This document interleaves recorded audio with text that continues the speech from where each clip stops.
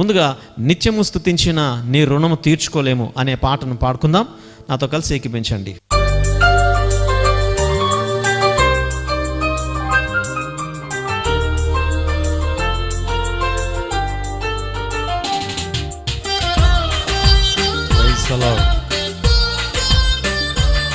హల్లెలూయా.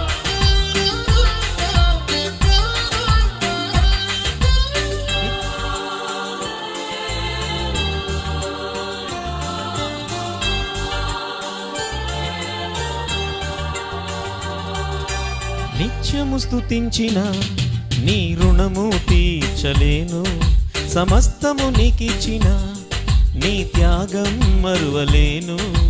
నిత్యము స్తుతించిన నీ రుణము తీర్చలేను, సమస్తము నీకిచ్చిన నీ త్యాగం మరువలేను.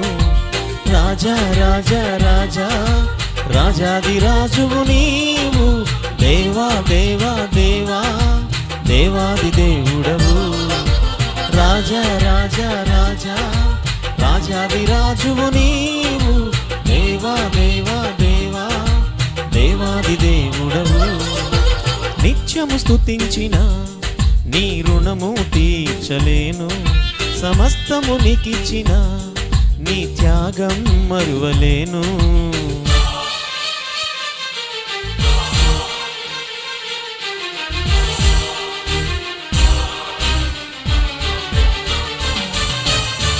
Praise the Lord. Hallelujah.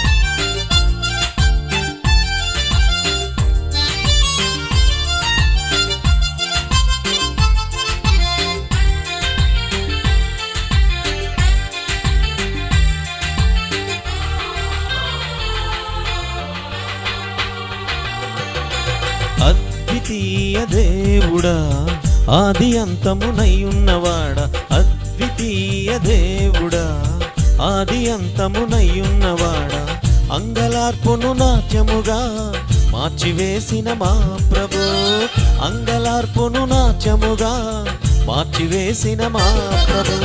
రాజా రాజా రాజా రాజాది రాజువు నీవు, దేవా దేవా దేవా దేవాది దేవుడవు. రాజా రాజా రాజా రాజాది రాజువు నీవు, దేవా దేవా దేవా దేవాది దేవుడవు. నిత్యము స్తుతించిన నీ రుణము తీర్చలేను, సమస్తము నీకిచ్చిన నీ త్యాగం మరువలేను.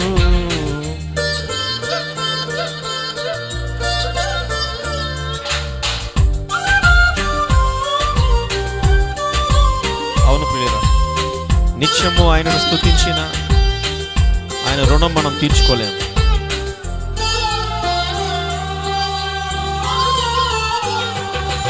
జీవమైన దేవుడా, జీవమిచ్చిన నాదుడా, జీవమైన దేవుడా, జీవమిచ్చిన నాదుడా, జీవజలముల బుగ్గ యొద్దకు నన్ను నడిపిన కాపరి, జీవజలముల బుగ్గ యొద్దకు నన్ను నడిపిన కాపరి. రాజా రాజా రాజా రాజాది రాజువు నీవు, దేవా దేవా దేవా దేవాది దేవుడవు. రాజా రాజా రాజా రాజాది రాజువు నీవు, దేవా దేవా దేవా దేవాది దేవుడవు. నిత్యము స్తుతించిన నీ రుణము తీర్చలేను, సమస్తము నీకిచ్చిన నీ త్యాగం మరువలేను.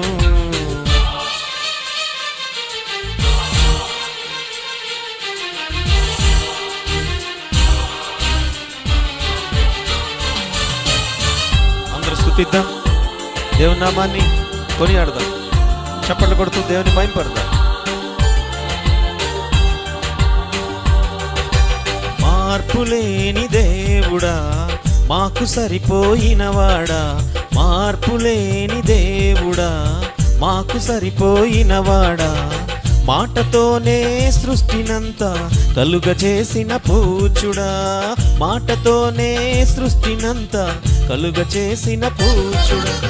రాజా రాజా రాజా రాజాది రాజువు నీవు, దేవ దేవా దేవా దేవా దేవాది దేవుడవు, రాజా రాజా రాజా రాజాది రాజువు నీవు, దేవా దేవా దేవా దేవాది దేవుడవు. నిత్యము స్తుతించిన నీ రుణము తీర్చలేను, సమస్తము నీకిచ్చిన నీ త్యాగం మరువలేను.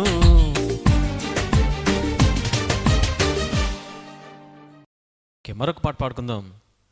అందరికీ వచ్చిన పాటే నిజమైన ద్రాక్షావల్లివి నీవే అనే పాటను మీకు అందరికీ పాట వచ్చు, కలిసి పాడుతూ దేవుణ్ణి మహిమపరుద్దాం. పాడుకుందాం.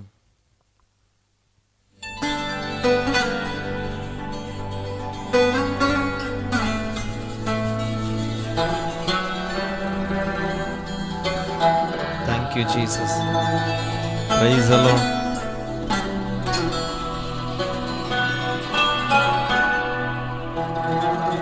Hallelujah.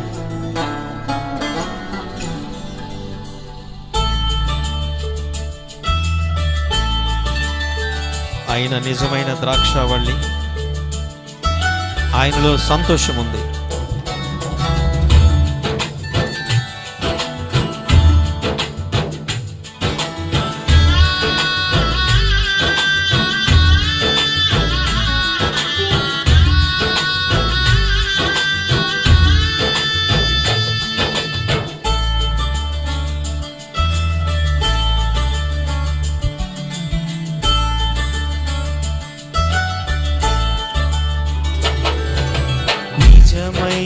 ద్రాక్షావల్లి నీవే, నిత్యమైన సంతోషము నీలోనే. నిజమైన ద్రాక్షావల్లి నీవే, నిత్యమైన సంతోషము నీలోనే. శాశ్వతమైనది ఎంతో మధురమైనది నా పైన నీకున్న ప్రేమ, ఎనలేని నీ ప్రేమ, ఎనలేని నీ ప్రేమ. నిజమైన ద్రాక్షావల్లి నీవే, నిత్యమైన సంతోషము నీలోనే.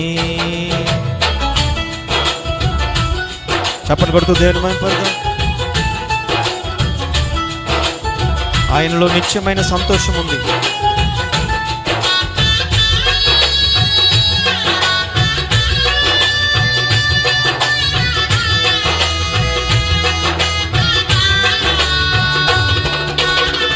Praise the Lord. Hallelujah. స్తోత్రం.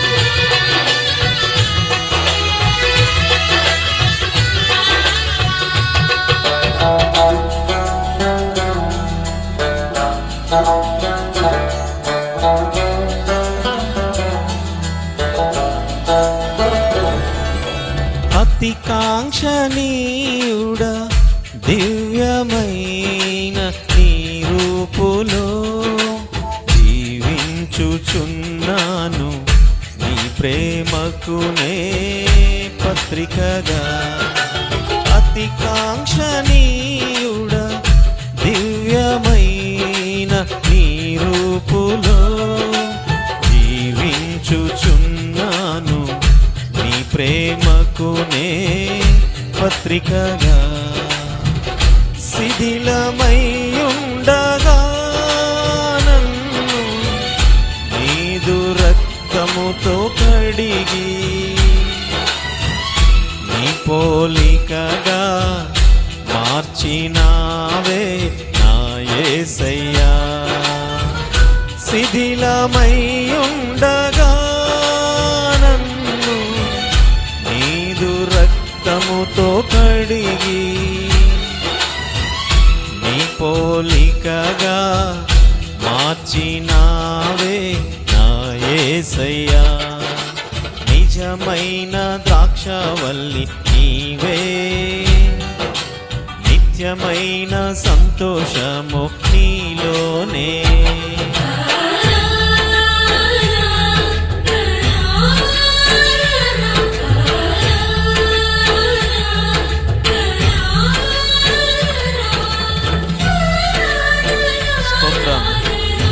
హల్లెలూయా. Praise the lord. దేవా నీకే మహిమ.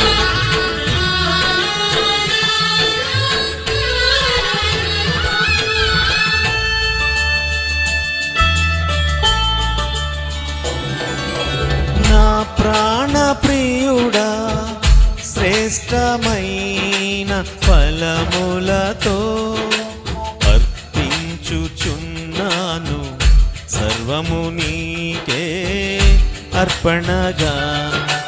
నా ప్రాణ ప్రియుడా శ్రేష్టమైన ఫలములతో అర్పించుచున్నాను సర్వము నీకే అర్పణగా. వాడిపోనివ్వక నాకు ఆశ్రయమైతివి నీవు, జీవపు ఊటవై బలపరచితివి నా యేసయ్యా. వాడిపోనివ్వక నాకు ఆశ్రయమైతివి నీవు, జీవపు ఊటవై బలపరచితివి నా యేసయ్యా. నిజమైన ద్రాక్షవల్లి నీవే, నిత్యమైన సంతోషము నీలోనే, శాశ్వతమైనది ఎంతో మధురమైనది నా పైన నీకున్న ప్రేమ, ఎనలేని నీ ప్రేమ, ఎనలేని నీ ప్రేమ.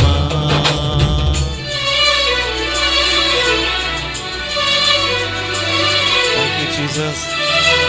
Hallelujah.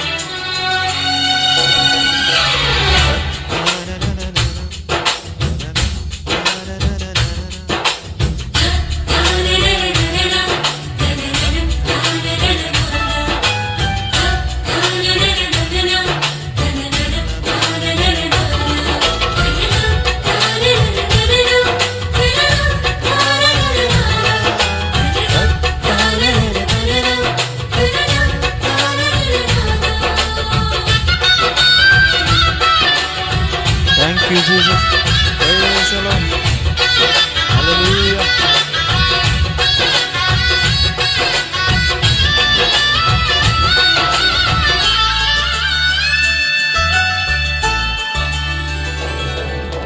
షాలేము రాజా రమ్యమైన సియోనుకే నన్ను నడిపించుము నీ చిత్తమైన మార్గములో. షాలేము రాజా రమ్యమైన సియోనుకే నన్ను నడిపించుము నీ చిత్తమైన మార్గములో. అలసిపోనివ్వక నన్ను నీదు ఆత్మతో నింపి, ఆదరణకర్తవై నన్ను చేర్చుము నీ రాజ్యములో. అలసిపోనివ్వక నన్ను నీదు ఆత్మతో నింపి, ఆదరణకర్తవై నన్ను చేర్చుము నీ రాజ్యములో. నిజమైన ద్రాక్షవల్లి నీవే, నిత్యమైన సంతోషము నీలోనే, నిజమైన ద్రాక్షవల్లి నీవే, నిత్యమైన సంతోషము నీలోనే, శాశ్వతమైనది ఎంతో మధురమైనది నా పైన నీకున్న ప్రేమ, ఎనలేని నీ ప్రేమ, ఎనలేని నీ ప్రేమ.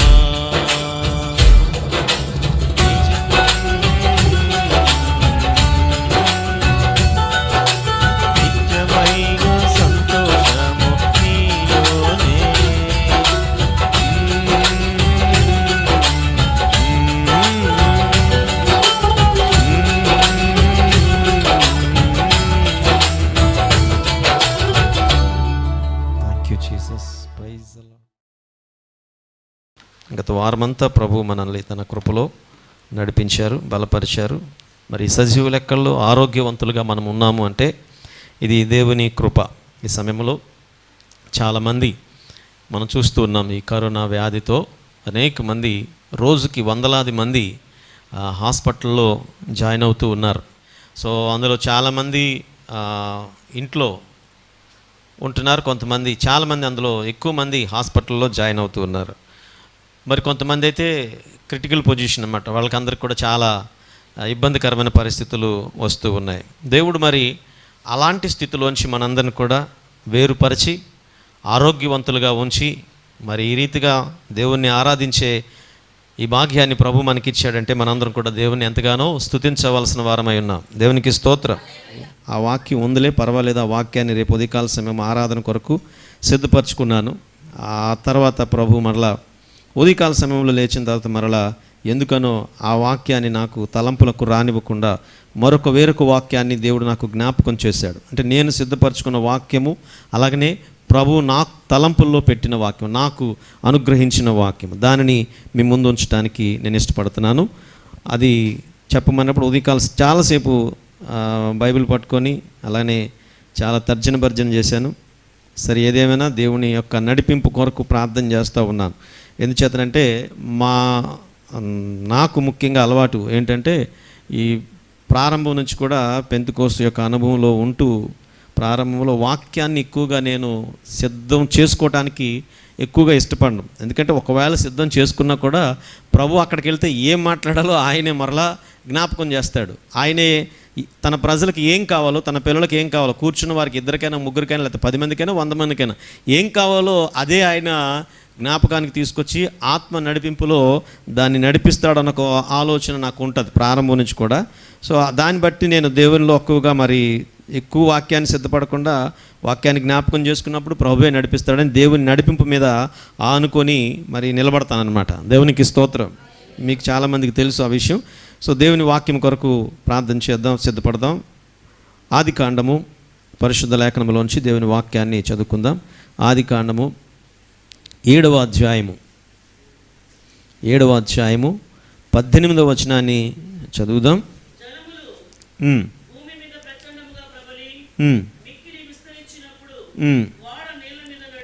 ఆ వాడ నీళ్ల మీద నడిచిందంట.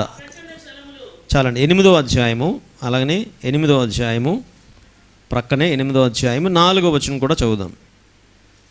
చదవండి. 7వ నెల 17వ దినమున వాడ అరారోతు కొండల మీద నిలిచెను.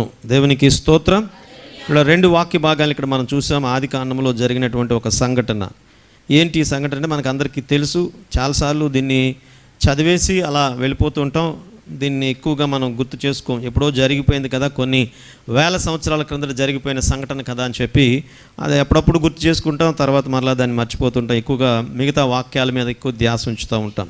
అయితే ఇట్లాంటి పరిస్థితుల్లో మనం ఈ వాక్యాన్ని దేవుడు నాకు జ్ఞాపకం చేశాడు. దీన్ని బట్టి మనం చూసినప్పుడు పిల్లరా, నోవాహు దినములలో జరిగినటువంటి ఒక జల ప్రళయమును గురించి మనం ఆ సబ్జెక్ట్లో ఆ 2 అధ్యాయాల్లో కూడా మనం చూస్తాం.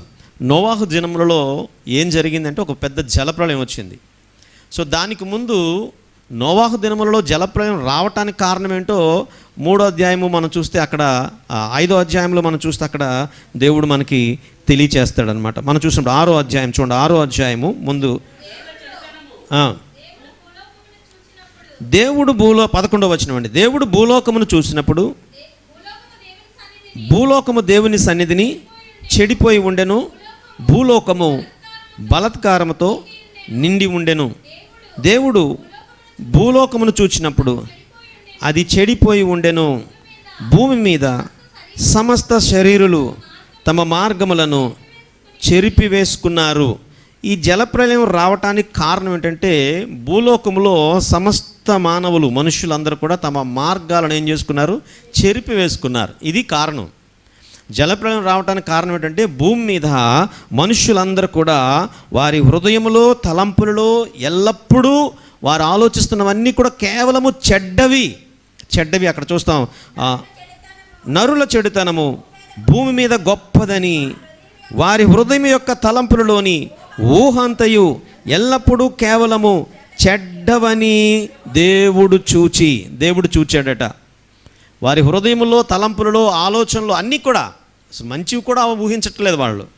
ఆ ఆలోచనలు కూడా మంచి ఆలోచనలు లేదు. ఇప్పుడు క్రియలైతే మంచివి కాకపోవచ్చు, క్రియలు చెడ్డవగానే ఉంటున్నాయి, కేవలం ఊహించుకునే ఊహలు కూడా చెడ్డవగానే ఉంటున్నాయి, వారి ఆలోచనలు కూడా చెడ్డవగానే ఉంటున్నాయి. ఇవన్నీ చెడ్డవిగా ఉన్నప్పుడు దేవుడు వారిని చూచాడట. ఇన్ని చెడ్డవిగా ఆలోచిస్తున్నారు, ఇంత చెడ్డగా ఈ మనుషులు ఆలోచన చేస్తున్నారని దేవుడు చూచినప్పుడు భూలోకం ఏమైపోయిందంట? దేవుని సన్నిధిని చెడిపోయిందంట. ఎలా ఉంది? చెడిపోయింది. అప్పుడు దేవుడు ఏం చేశాడంటే భూమిని అంతటిని కూడా, భూమి మీద ఉన్న మనుషులందరినీ కూడా నాశనం చేయాలి. ఒక ప్రళయం ద్వారా, ఒక ఉగ్రత ద్వారా ఈ ప్రపంచం అంతా కూడా నాశనం చేయాలని చెప్పి భూమి మీద ఉన్న, అంటే ప్రపంచం అంటారు, భూమి మీద ఉన్న ప్రతి మనిషి కూడా లయమైపోవాలని దేవుడు ఏం చేశాడంటే ఒక జలప్రళయాన్ని పంపించాడు. అయితే మనం గమనించండి, ఈ జలప్రళయం దేనికోసం పంపించాడు దేవుడు? దేనికోసం పంపించాడు అంటే మనం చదివిన వాక్యాలు బట్టి, మనకు కలిగిన జ్ఞానాన్ని బట్టి మనం ఏం చెప్పగలుగుతామంటే మనుషులందరూ చెడిపోయారండి. చెడిపోయిన మనుషులందరినీ నాశనం చేయడానికే దేవుడు ఏం చేశాడు? ఇది మాత్రం మనం చెప్పగలం. అంతే కదా? అంతే కదండి. మనం చదువుకున్న వాక్యాలు బట్టి, అక్కడ రాయబడిన లేఖనాలు బట్టి మనం చెప్పగలిగింది ఏంటంటే అందుకే మనుషులందరూ చెడిపోయారు, వారి తలంపులు, ఆలోచనలు అన్నీ చెడ్డవుగా ఉన్నాయి. చెడిపోయిన మనుషుల్ని దేవుడు ఏం చేస్తాడంటే నాశనం చేస్తాడు అని మనం తప్పనిసరిగా వాక్యాన్ని బట్టి తెలుసుకోగలం. అయితే ఇక్కడ మనం విషయాన్ని గమనించినట్లయితే దేవుడు నోవాహు అనే ఒక వ్యక్తిని చూసినప్పుడు ఆ వ్యక్తి నీతిమంతుడుగా అగుపడటం వలన ఆ వ్యక్తి కుటుంబాన్ని రక్షించడానికి ఆయన కొరకు ఒక ఓడను నిర్మించమని దేవుడు నోవాహుతో చెప్పాడు. 7వ అధ్యాయంలో 1వ వచనంలో మనం చదివితే, ఈ తరము వారిలో నీవే నా ఎదుట నీతిమంతుడుగా ఉండుట చూచితిని గనుక నీవును నీ ఇంటి వారును ఒక ఓడను తయారు చేయమన్నాడు. నీవు నీ ఇంటి వారు ఓడలో ప్రవేశించాలని. సో ఇంకా దేవుడు ఆలోచించి, మొదట దేవుడు ఒక సృష్టిని తయారు చేశాడు కదా. సృష్టిలో అనేక జీవరాశులు ఉన్నాయి, జలచరములు ఉన్నాయి, ఆకాశం ఎగురునివి, నేల మీద ప్రాకేవి, భూమి మీద పరిగెత్తేవి, నీటిలో నివసించేవి, ఇవన్నీ కూడా సమస్త జీవరాశులు అన్నీ ఉన్నాయి. వీటన్నిటిని కూడా లయపరచకుండా వీటిలో కొన్నిటిని, అంటే వాటిలో ఉన్న జతలుగా వాటన్నిటిని కూడా, మేల్ అండ్ ఫీమేల్ వాళ్ళన్నింటిని కూడా ఏం చేయాలంటే రక్షించాలని వాడను తీసుకోమన్నప్పుడు ఒక పెద్ద వాడగా తయారు చేయమన్నాడు. చాలా పెద్ద వాడ. అంత మాత్రమే కాదు, ఈయన వాడ చేస్తున్నప్పుడు చివరిసారిగా దేవుడు వాళ్ళకి ఇంకొక అవకాశాన్ని కల్పిస్తూ వాడలోనికి రమ్మని, ఇప్పుడున్న, అంటే ఏ మనుషులైతే చెడిపోయి ఉన్నారో, ఏ మనుషులైతే పాపముతో నిండుకున్నారో, ఏ మనుషులైతే చెడు తలంపులు కలిగి ఉన్నారో, ఏ మనుషులైతే హృదయపు ఆలోచనలు, చెడు ఆలోచనలు కలిగి ఉన్నారో, ఏ మనుషులైతే బలత్కారము చేత నింపబడ్డారో ఆ మనుషులందరినీ రక్షించటానికి ప్రభు ఆ వాడను ఇంకాస్త పెద్దదిగా చేయమన్నాడు. వాడ విస్తీర్ణాన్ని మనం చూసినట్లయితే వాడ చాలా వెడల్పు, చాలా ఎత్తు, చాలా లోతు, 3 భాగాలుగా తయారు చేయమన్నాడు. మీరు ఎప్పుడప్పుడు పెద్ద పెద్ద షిప్పులు చూస్తాం, కంటైనర్స్. ఆ కంటైనర్స్ తీసుకుని వస్తాయి ఆ షిప్పులు, పెద్ద పెద్ద షిప్పులు ఎక్కడెక్కడి నుంచో దేశాల నుంచి, ఆస్ట్రేలియా, అమెరికా, లేకపోతే ఇతరత్ర దేశాల నుంచి ఇండియా వస్తాయి. చాలా అందులోనే రకరకాల పెద్ద పెద్ద వస్తువులన్నీ తీసుకొస్తారు. ఆ షిప్పులు చూసినట్లయితే చాలా పెద్ద షిప్పులు ఉంటాయి. అలాంటిది ఇప్పుడు చూసిన ఈ షిప్పులన్నిటికంటే అప్పుడు దేవుడు నోవాహుకు తయారు చేసినటువంటి షిప్ వాడ, అది చాలా పెద్దదట. చాలా పెద్దది, చాలా వెడల్పు, చాలా లోతు, చాలా ఎత్తు కలిగినటువంటి 3 భాగాలుగా, 3 ఫ్లోర్స్, 3 అంతస్తులు కలిగినటువంటి వాడగా ఆ వాడను మనం చూస్తాం. ఇంత పెద్ద వాడ ఎందుకు తయారు చేయమన్నాడు దేవుడు అని మనం నోవాహుకే ఆలోచన వచ్చినట్లయితే ప్రజలందరికీ తెలియపరచమన్నాడట. ఆ వాడను కట్టడానికి ఆ రోజుల్లో 120 సంవత్సరాలు పట్టిందంట. ఎంతకాలం? 1 సంవత్సరం, 2 సంవత్సరాలు, 3 సంవత్సరాలు కాదు, 120 సంవత్సరాలు పట్టింది వాడ కంప్లీట్ అవటానికి, పూర్తి చేయబడటానికి. మరి అప్పటి వరకు కూడా ఈ ప్రజలందరినీ కూడా నోవాహు పిలుస్తూనే ఉన్నాడు. వాడ నిర్మాణానికి వాడినటువంటి ఆ పని చేసిన ప్రజలు అనేక మంది ఉండవచ్చు, లేకపోతే ఆ వాడ నిర్మాణాన్ని అనేక మంది ప్రజలు చూస్తూ ఉండొచ్చు. ఈ ప్రజలందరినీ, చూసేవారిని, చేసేవారిని, వీళ్ళందరినీ కూడా వాడ ఎందుకు నిర్మిస్తున్నారో, వాడ యొక్క గొప్పతనం ఏంటో, ఆ ఓడలో ఉంటే ఎంత రక్షణ కలుగుతుందో ఇవన్నీ కూడా నోవాహు వాళ్ళకి వివరిస్తూనే ఉన్నాడు 120 సంవత్సరాల నుంచి కూడా.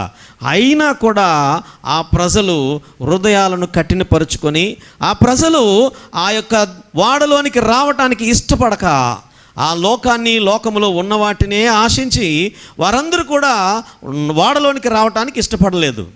మీరు గమనించండి, అలాంటి పరిస్థితుల్లో వాడను దేవుడు మనం చూస్తున్నాం కదా నిర్మించి, చివరికి ఆ వాడ ఆ భూమి మీద పూర్తయిన తర్వాత ఈ సమస్త ప్రాధాన్యత అయితే ముందు మనుషులకే ఇచ్చాడు. మనుషులు ఎవరు రావడానికి ఇష్టపడలేదు. అప్పుడు ఆయన ఎగిరే పక్షుల్ని, ప్రాకే జీవుల్ని, నీళ్ళలో ఉండేవి, గొంతులేసేవి, అరణ్యంలో ఉండేవి జంతువులు అన్నిటిని కూడా రెండేసిగా జతలుగా ఆయన తీసుకురమ్మని చెప్పినప్పుడు ఆయన పిలుపునిచ్చాడు. నోవాహు పిలిచాడు, అవన్నీ కూడా వచ్చాయి. ఇంచుమించుగా మీరు గమనించండి, 40 రోజులకు కావలసిన ఆహారాన్ని కూడా అప్పుడున్న వాళ్ళకందరికీ, అందులో ఉన్న జంతువులన్నిటికి కూడా 40 రోజులకు సరిపడిన ఆహారం అంతా కూడా వాడలో సిద్ధం చేశాడు. దీని అంతటికీ ఎంతో టైం పడుతుంది. ఇదంతా కూడా రెడీ చేసి పెట్టాడు అన్నీ కూడా. అయితే మీరు గమనించండి, అన్నీ సిద్ధం చేసిన తర్వాత ఇప్పుడు మనం ఇందాక చదువుకున్న వాక్య భాగంలో మనం చూస్తే, ఆదికాండంలో చదువుకున్న కదా 8వ అధ్యాయం 4వ వచనంలో చూస్తే, నేల మీద చూడండి, 7వ అధ్యాయం 18వ వచనంలో మనం చూస్తే ఆ యొక్క వాడ నీళ్ల మీద నడిచిందంట. ఏమైంది? నీళ్ల మీద నడిచిందంట 18వ వచనంలో. ఇప్పుడు 8వ అధ్యాయంలోకి వెళ్తే ఆ వాడ మీరు చూడండి అరారోతు కొండల మీద నిలిచిందంట. నీళ్ళ మీద నడిచింది, పర్వతాల మీద నిలిచింది. నీళ్ళ మీదేమో భూమి మీద ఉన్నప్పుడు అది నీళ్ళ మీద నడిచింది. ఇప్పుడు కంప్లీట్ అయిన తర్వాత అంటే 40 days 40 రోజులు జలప్రలయం అంతా పూర్తయిపోయిన తర్వాత అది ఎక్కడుందంటే ఎత్తైన పర్వతాలు. ఆ దినాలలో అరారోత్ అనే పర్వతాలు చాలా పెద్దవి అన్నమాట. మనం ఇప్పుడు పర్వతాల్లో ఏ పర్వతం పెద్ద అంటే ఎవరెస్ట్ శిఖరం చాలా పెద్దని మనం చెప్తాం, ఎవరెస్ట్ శిఖరం. కానీ ఆ రోజుల్లో అరారోత్ పర్వతాలు అవి చాలా పెద్దవి. అంత ఎత్తున ఈ భూమి మీద కట్టిన వాడ అంత ఎత్తుకెళ్ళి అక్కడ నిలిచిందంట. ఇక్కడ నడిచింది, అక్కడ నిలిచింది. మీరు గమనించండి, దేవుడు ఆ వాడలో ఉన్నప్పుడు వాడలో ఉన్న ప్రజలందరూ కూడా సురక్షితంగా ఉన్నారు. అయితే భూమి మీద ఉన్న ప్రజలందరూ ఏమయ్యారంటే ఆ నీళ్ళలో ఆ జలప్రలయం వలన నాశనం అయిపోయారట. ఆ జలప్రలయం వలన ఆ నీళ్ళ మీద ఉన్న వాళ్ళందరూ కూడా, భూమి మీద ఉన్న వాళ్ళందరూ కూడా నాశనం అయిపోయారు. ఇప్పుడు మనం కనుక వాళ్ళని అడిగితే జలప్రలయం ఎందుకు వచ్చిందిరా బాబు అని అడిగితే వాళ్ళు చెప్పే సమాధానం ఏమిటంటే భక్తిహీనులందరినీ నాశనం చేయటానికి వచ్చిందనే సమాధానం అని చెప్తాం. ఎందుకంటే మనుషులు చెడిపోయారు కనుక, వారి యొక్క హృదయంలో తలంపులు, ఆలోచనలు, వారి యొక్క ఆలోచనలన్నీ కూడా చెడ్డవి కనుక ఆ చెడ్డవారందరినీ నాశనం చేయడానికే జలప్రలయం వచ్చిందని ఖచ్చితంగా చెప్పగలుగుతారు. కానీ ఇక్కడ నేనైతే ఏమంటానంటే ఆయన కొరకు ఎదురు చూసే దేవుని పిల్లల్ని, ఆయన కొరకు పరిశుద్ధంగా బ్రతికే దేవుని పిల్లల్ని, ఆయన కొరకు నీతిగా, నిందారహితముగా, యథార్థముగా బ్రతికే ఆ కుటుంబాన్ని ఎత్తైన పర్వతాల మీద నిలపటానికే జలప్రలయం వచ్చింది. దేవునికి స్తోత్రం. మీరు గమనించండి, భక్తిహీనులు నాశనం చేయటానికి, పరిశుద్ధులందరినీ కాపాడటానికి. ఈరోజు గమనించండి, ఈ కరోనా అనే వైరస్ ఎందుకు వచ్చిందో ఒకసారి ప్రశ్న వేసుకుంటే దీనివలన అనేక మంది నశించిపోతూ ఉన్నారు, అనేక మంది అంతమైపోతున్నారు. ప్రజల్ని చంపడానికే వచ్చింది, లేకపోతే ఈ దేశాల్లో ఉన్నటువంటి ప్రజలందరినీ కూడా నాశనం చేయడానికే వచ్చింది కరోనా వ్యాధిని మనం అనుకోగలం. కానీ గమనించండి, పరిశుద్ధులైన ప్రజల్ని మరి కాస్త విశ్వాసములో ఎత్తైన స్థలములలో ఉంచటానికి, ఎత్తైన పరిశుద్ధతలో, ఎత్తు దేనికి సాదృశ్యం అంటే పరిశుద్ధతకు, ప్రార్థనకు, భక్తి జీవితానికి, లేక నూతన యెరూషలేము అనే ఆ ఎత్తైన పరలోక రాజ్యానికి సంబంధించింది. మీరు గమనించండి, నూతన యెరూషలేము పరలోకములో ఉంది, అది భూమి మీదకి వస్తుంది. ఈ లోకములన్నీ కూడా లయమైపోయినప్పుడు ప్రచండ ఉగ్రతతో ఈ యొక్క ఇప్పుడు మనం చూస్తున్నటువంటి ప్రపంచమంతా ఒక దినాన్ని లయమైపోబోతుంది. ఆ ప్రపంచమంతా లయమైపోయినప్పుడు పరిశుద్ధులుగా ఎవరైతే పైకి వెళతారో, ఎవరైతే పరిశుద్ధులుగా పరలోక రాజ్యాన్ని చేరుకుంటారో వారందరితో కలిసి నూతన యెరూషలేము మరలా భూమి మీదకి రాబోతూ ఉంది. దేవునికి స్తోత్రం. అది నడుస్తుంది.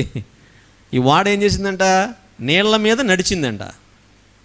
మీరు గమనించండి, చాలా పెద్దవాడ కదా. ఎంత పెద్దవాడో మనం ఊహించుకుంటే, ఇంకా అది మనం ఊహించుకోవడమే తప్ప దాన్ని మనం వర్ణించలేము. ఆ వాడను మనం వర్ణించలేము, దాన్ని ఊహించుకోవడం ఇంకా ఎవరి ఊహలకు మించినట్టుగా వాళ్ళు ఊహించుకోవడమే. అయితే అంత పెద్ద వాడని ఎవడు కదిలించగలడా? ఏ క్రైన్ తీసుకొచ్చినా దాన్ని కదిలించలేరు. 40 రోజులకు సరిపడిన ఫుడ్ అంతే, అందులో ఉన్న జంతువులు, అందులో ఉన్నటువంటి అంటే అందరి కొరకు కట్టారు. 3 అంతస్తులు కలిగినటువంటి అంత పెద్ద వాడని ఎవరు కూడా ఇంచి కదపలేరు. ఏ క్రైన్స్ కానీ ఏవి కానీ కదపలేవు వాటిని. కానీ అలాంటిది జలప్రళయం వచ్చి ఏం చేసిందంట? నీళ్ళ మీద, భూమి మీద ఉన్న వాడని తీసుకెళ్ళి అరారోతు పర్వతాల మీద నిలబెట్టిందంట. దేవునికి స్తోత్రం. ఎలా భూమి మీద ఉన్నటువంటి ఈ భక్తులైన నోవాహు కుటుంబము, నేల మీద ఉన్నటువంటి భక్తిహీనులతో కలిసి నివసిస్తున్నటువంటి ఈ నోవాహు కుటుంబము ఆ యొక్క ఎత్తైన శిఖరాలైన అరారోతు పర్వతాల మీదకి ఎలా వెళ్ళగలిగారు అంటే, ఆ జలప్రళయం ఏం చేసిందంటే భక్తిహీనుల్ని నాశనం చేయడమే కాకుండా పరిశుద్ధులైన వారిని పరలోకం తీసుకెళ్ళింది. దేవునికి స్తోత్రం. ఇప్పుడు గమనించండి, క్రీస్తు నిన్ను ఒక దినాన్ని పరలోకం తీసుకెళ్ళటానికి ఈ లోకమంతా కూడా ఏ కారణం చేత లయమైపోద్దో మనకు తెలియదు. యాకోబు పేతురు పత్రికలో ఎక్కడంటాడు? అప్పుడున్న ఆ ఆకాశం, ఆ భూమి, ఆ నీళ్ల వలన అప్పుడున్న లోకము నీటి వలయములో మునిగి నశించిందంట. అయితే ఇప్పుడున్న ఈ ఆకాశమును, ఈ భూమియు భక్తిహీనులు తీర్పు జరిగేంత వరకు, ఆ నాశనం అయ్యేంత వరకు అగ్ని కొరకు నిలవ చేయబడుటకై అదే వాక్యము వలన భద్రపరచబడిందంట. దేవునికి స్తోత్రం. పేతురు భక్తుడు అంటున్నాడు, రాబో కాలంలో ఏం జరుగుతుందో ఆయన ఆ రోజునే ప్రవచనం ద్వారా తెలియచేస్తూ ఉన్నాడు. ఆయన ప్రవచిస్తున్నాడు. ఏమని ప్రవచిస్తున్నాడంటే, అప్పుడున్న ఆ ఆకాశం, ఆ భూమి నీళ్ల వలన నశించింది. ఎప్పుడున్నది? నోవాహు కాలంలో ఉన్నటువంటి ఆ ఆకాశం, ఆ భూమి, అప్పుడున్నటువంటి ఆ ప్రపంచమంతా నీళ్ల వలన ఏమైపోయింది? నశించిపోయింది. కానీ ఇప్పుడైతే మరలా ఆ జలప్రళయం వలన ఇది అంతమవుతుంది. ఎందుకంటే దేవుడు అప్పుడే చెప్పేశాడు, మరలా ఎన్నడూ ఇలాంటిది నేను చెయ్యను, పంపించను, భూమి మీదకి ఇలాంటి జలప్రళయాన్ని నేను ఎప్పుడు కూడా పంపించనని చెప్పి దేవుడు వాగ్దానం చేసేసాడు అప్పుడే. కాబట్టి ఇప్పుడు ఆ జలప్రళయం రాదు. మరి ఎలా ఇప్పుడున్న ఈ లోకమంతా అంతమవుతుంది? ఇప్పుడున్నటువంటి ఈ లోకమంతా దేని చేత అంతమవుతుంది, దేని చేత లయమైపోద్ది అంటే ఆయన ప్రవచించాడు. ఏమని ప్రవచించాడంటే, ఇప్పుడున్న ఈ భూమి, ఈ ఆకాశం, ఇప్పుడున్న ఈ సర్వ ప్రపంచమంతా కూడా అగ్ని కొరకు నిల్వ చేయబడింది. ఏం చేయబడిందట? అగ్ని కొరకు. అంతా అండర్ గ్రౌండ్లోనే ఉంది. ఎక్కడుందంతా? ఇప్పుడు మనం చూసినట్లయితే డ్రైనేజ్ సిస్టమ్ అంతా అండర్ గ్రౌండ్ చేశారు. ఇప్పుడు కరెంట్ సిస్టమ్ కూడా, పవర్ సిస్టమ్ కూడా ఏం చేస్తున్నారు చెప్పండి? అండర్ గ్రౌండే కదా అంతనా. పవర్ సిస్టమ్ అంతా కూడా ప్రతి ఇంటి ముందు, ప్రతి వీధిలో కూడా ఏం చేస్తుంది? అండర్ గ్రౌండ్లోంచి వెళ్తుంది కరెంట్. ఇప్పుడు స్తంభాలు, ఓసలు, లేకపోతే ఇప్పుడు చూడండి వీటి వల్ల ఏంటంటే ప్రతిరోజు ఈ చెట్లు నాటుతుంటే ఆ చెట్లు ఏం చేస్తారు? ఇవన్నీ అడ్డం వచ్చేస్తూ ఉంటాయి పెరిగి. వీటిని ఏం చేయాలి? కొట్టాలి గడిగడికి.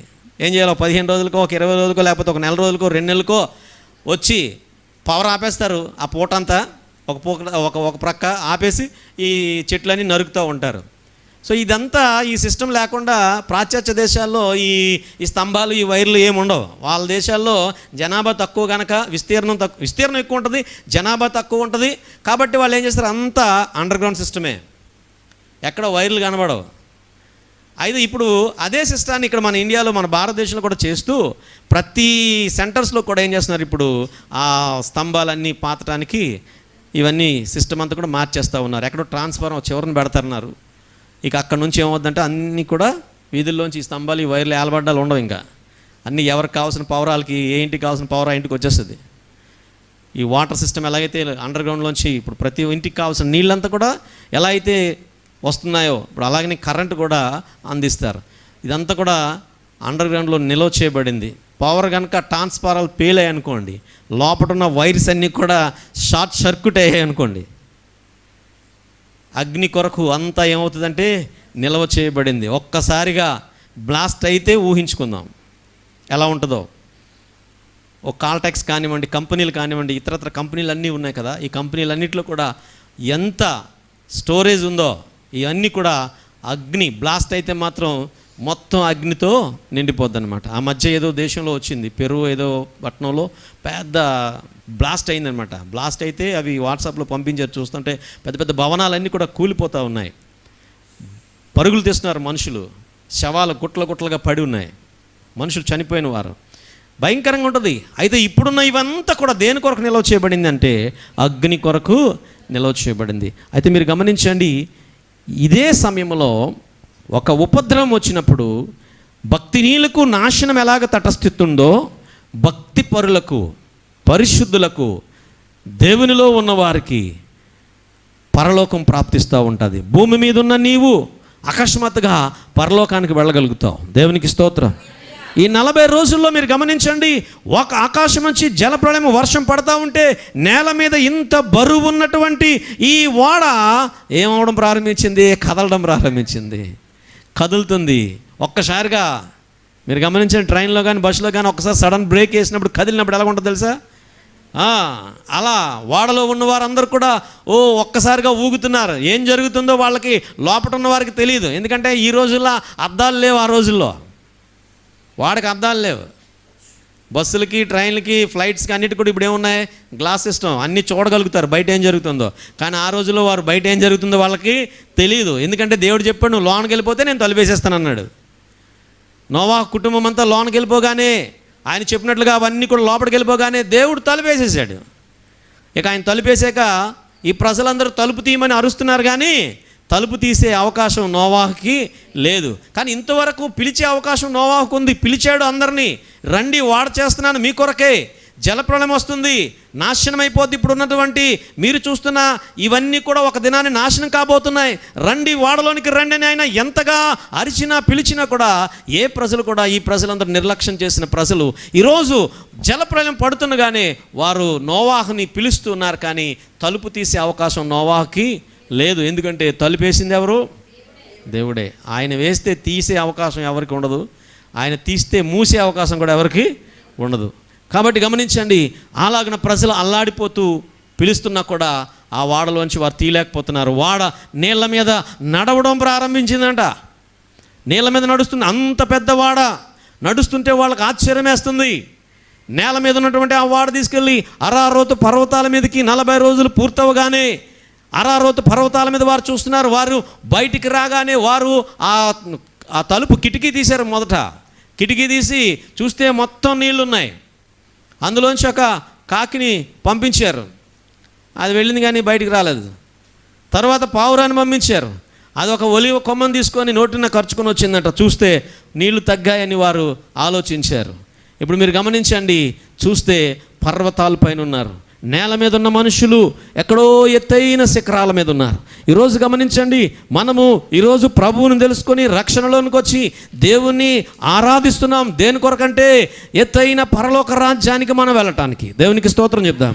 పరలోక రాజ్యానికి మనం వెళ్ళటానికి, నేల మీద ఈ యొక్క భక్తిహీనులతో కూడా లయమైపోకుండా మనము ఈ లోకాన్ని విడిచిపెట్టి పరలోక రాజ్యం అనే ఆ యొక్క ఎత్తైన స్థలంలో మనం ఉండాలని ఈ భక్తి చేస్తున్నాం. మరి అక్కడికి మనం వెళ్ళగలమా?